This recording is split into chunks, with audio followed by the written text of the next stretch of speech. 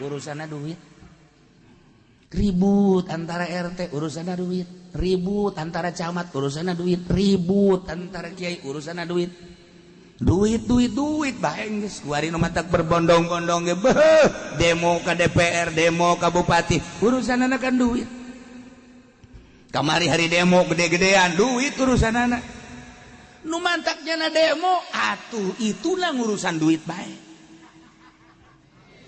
Nana urusan duit bae sehingga ketuhanan yang Maha Esa tadi diganti ku bupati menjadi keuangan yang maha kuasa.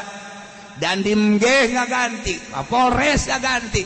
Kulantaran geus diganti ketuhanan yang Maha Esa menjadi keuangan yang maha kuasa, atuh dihandap milu sarua bae marudah deui.